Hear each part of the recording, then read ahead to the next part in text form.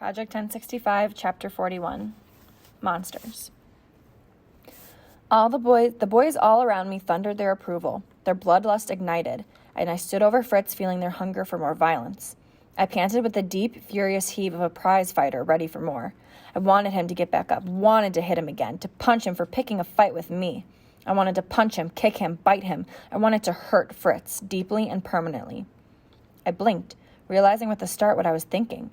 I shook my head, trying to clear it. How had I slipped into being one of these monsters so easily?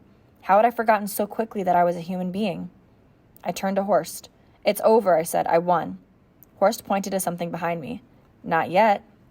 I turned just as Fritz connected with a right hook to the side of my head.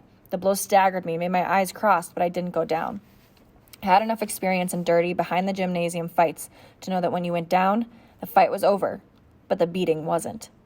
I kept my feet while Fritz came at me again. There was a dull look in his eyes now, as if my punch had knocked something loose in his brain. I guess it was his common sense. Fritz opened himself up again, and I punched him in the nose. Hard. Blood spurted all over his clean-pressed Hitler Youth uniform, and he dropped to his knees, one hand on the ground. The monsters around me howled. They finally gotten to see what they came for. "It's over," I told Fritz. "Stay down." Fritz got back up. I punched him in the gut before he could even take a swing at me. Fritz doubled over and crumpled to the ground again. I felt disgusted at what I'd done, what the Hitler Youth had made me do. I spat at Horst's feet. "We're finished here," I told him. "Call it off." No, it's not over," Horst yelled, half laughing with delight. "Get up, Fritz. You're going to fail the test if you don't get up again and fight." "No, it's over," I told Fritz. "Stay down. You passed." Fritz ignored me and pulled himself up again. He staggered for a moment, blood still dripping from his nose, and took another wide, slow swing at me. I didn't even raise my gloves.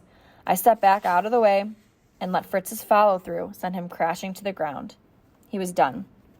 "For God's sake, Fritz," I begged, "stay down." But Fritz got back up again, and he was going to keep getting back up.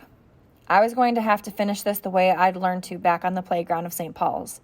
I was going to have to put him down so he couldn't get up for more. I hit him in the face again, but before he could fall, I punched him in the stomach. He dropped to his knees and vomited. But he wasn't done, and neither was I. I punched Fritz in the back of the head, sending him down face first into the puddle of sick. When he moved to get up again, I straddled him and punched him in the back of the head.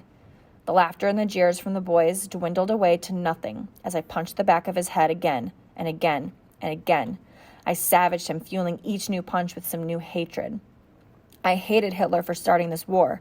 I hated the Hitler Youth for their constant bullying. I hated Fritz for making me hit him again. I hated myself for hitting him. When I stopped, Fritz lay motionless on the ground, completely and totally beaten. All around us was utter silence.